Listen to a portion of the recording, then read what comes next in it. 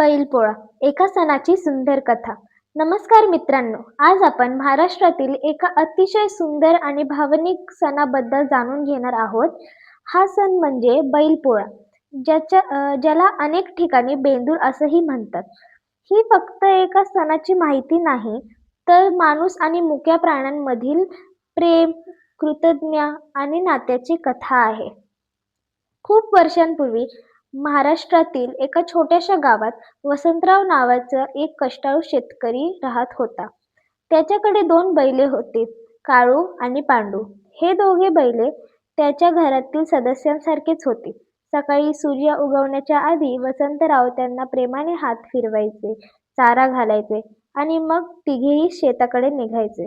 उन्हाळ्यातले कडक ऊन असो, पावसाळ्यातील चिखल असो किंवा मग थंडीतील सकाळ असो, काळू आणि पांडू कधीच कामाला नकार देत नसत. त्यांच्या मेहनतीमुळे शेतात धान्य पिकायचे. त्या धान्यामुळे वसंतरावाच्या कुटुंबाची चूल पेटायची आणि हजारो लोकांच्या ताटात अन्न पोहोचायचे. एकदा गावात मोठा दुष्काळ पडला. पाऊसच झाला नाही. शेतकऱ्यांच्या डोळ्यात चिंता होती. पण वसंतरावांनी आपल्या बैलांची काळजी घेणं सोडलं नाही. स्वतः कमी जेवले, पण आपल्या बैलांना कधीही उपाशी ठेवलं नाही. कारण त्यांना माहीत होतं की हेच आपले खरे साथीदार आहेत. काही महिन्यांनी पाऊस पडला. पुन्हा शेते हिरवेगार झाले. पिके डोलू लागली. त्या दिवसात वसंतरावांच्या मनात एक विचार आला. या आनंदामागे माझ्या बैलांचाही तितकेच योगदान आहे. या याच भावनेतून महाराष्ट्रात बैलपोळा साजरा केला जातो. बैलपोळ्याच्या दिवशी पहाटेपासून गावात वेगळेच वातावरण असते. बैलांना नदीवर किंवा विहिरीवर नेऊन प्रेमाने अंघोळ घातली जाते. त्यांच्या अंगावर तेल चोळले जाते.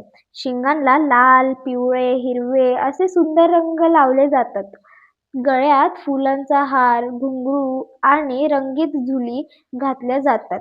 त्यांच्या कपाळावर हळद, कुंकू आणि चंदनाचा टिळा लावला जातो. यानंतर संपूर्ण कुटुंब बैलांची पूजा करते.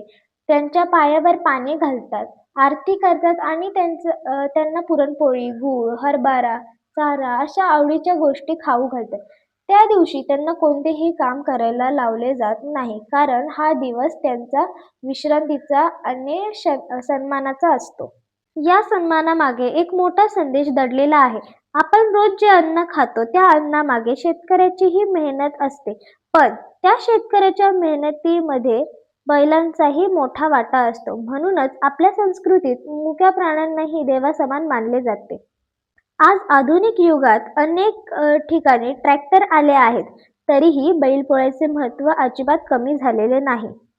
कारण हा सण आपल्याला फक्त शेतीचे नाही, तर कृतज्ञतेचीही शिकवण देते. आपल्या आयुष्यात जे आपल्यासाठी निस्वार्थपणे कष्ट करतात, त्यांचे आभार मानायला आपण कधीही विसरू नये. मित्रांनो, बैलपोळा हा केवळ एक असा सण नाही, तो शेतकरी, शेती, निसर्ग आणि मुक्या प्राण्यांप्रती प्रेम व्यक्त करण्याचा दिवस आहे. हा सण आपल्याला नम्रता, दया, कृतज्ञता आणि परिश्रमाचे महत्त्व शिकवतो.